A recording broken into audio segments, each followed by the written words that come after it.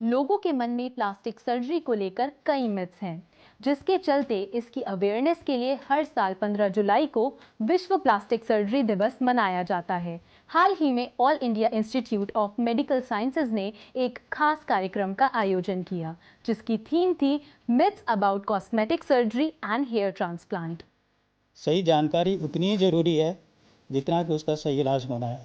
और plastic surgery, cosmetic surgery, transplant एक ऐसी ब्रांच है जिसमें गलत जानकारी मिलने की संभावना बहुत ज़्यादा रहती है। प्लास्टिक सर्जरी को ये समझते हैं कि ये बिल्कुल ही पहले जैसा हो जाएगा या पहले से बेहतर हो जाएगा।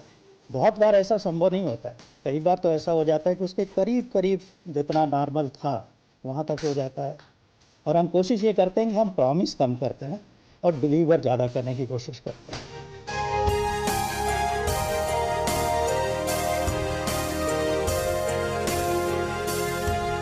हम करीब 2300 प्लास्टिक सर्जन हैं इस टाइम इंडिया में। हमारा ये टारगेट था कि हम मैक्सिमम लोगों को एजुकेट करें about plastic surgery. Because of this lack of knowledge लोगों को जो है एग्जैक्ट इन्फॉर्मेशन नहीं होती है और वो बहुत ज़्यादा प्राइवेट और छोटे सेटअप्स में जाते हैं जहाँ पे कॉम्प्लिकेशन, क्योंकि उनको अल्टीमेटली कहीं सस्ता कुछ करना होता है क्योंकि सब लोग अफोर्ड नहीं कर सकते हैं।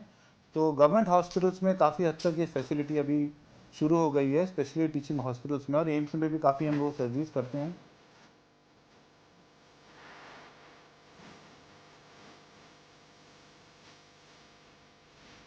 ऐसा कॉमनली हम सोचते हैं कि प्लास्टिक सर्जरी और कॉस्मेटिक सर्जरी एक ही चीज़ है, मगर ऐसा नहीं है। प्लास्टिक सर्जरी एक पेड़ की तरह है, कॉस्मेटिक सर्जरी उसकी एक शाखा है। प्लास्टिक सर्जरी को हम ब्रॉडली डिवाइड करते हैं दो कैटेगरी में, रिकंस्ट्रक्टिव और कॉस्मेटिक सर्जरी।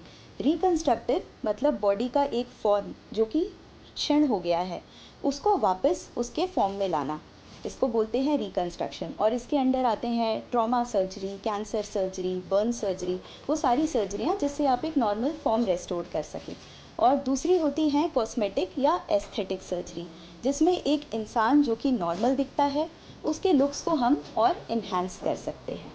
तो कुछ और भ्रांतियाँ जो लोगों को होती है कि जैसे प्लास्टिक सर्जरी में प्लास्टिक का उपयोग किया जाता है।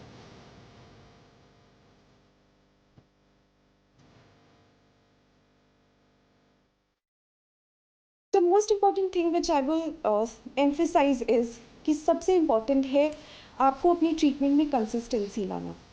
अगर आप 1 महीना, 2 महीना, 6 महीना ट्रीटमेंट कर लोगे और आप सोचोगे कि सब कुछ ठीक हो जाएगा and everything will be fine, जब तक मैं ज़िंदा हूँ, whenever towards my life long everything will be fine, that's not going to happen. You have to be consistent with the treatment. हो सकता है कि पहले थोड़ा स्ट्रॉन्ग ट्रीटमेंट हम यूज़ करें, धीरे धीरे हम ट्रीटमेंट को एक मेंटेनेंस लेवल पे लेकर आएंगे ताकि जो आपको बीमारी थी वो दोबारा वापस ना आए।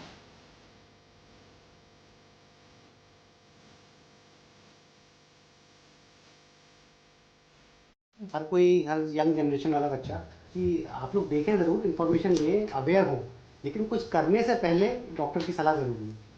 क्योंकि बहुत सारे ट्रीटमेंट्स हैं, लोग एडवर्टाइज करते हैं, क्लेम करते हैं, लेकिन ऐसा होता नहीं है।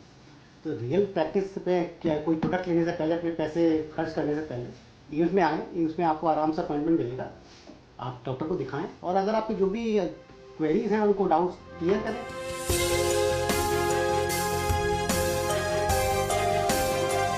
इस कार्यक्रम का अहम उद्देश्य था लोगों को कॉस्मेटिक सर्जरी और हेयर ट्रांसप्लांट के महत्व और इसकी भूमिका के बारे में जागरूक करना, ताकि लोग कॉस्मेटिक सर्जरी के विभिन्न पहलुओं को समझकर और मिथ्स को दूर कर इसका सही प्रकार से लाभ उठा सकें और एक नई जिंदगी पा सकें।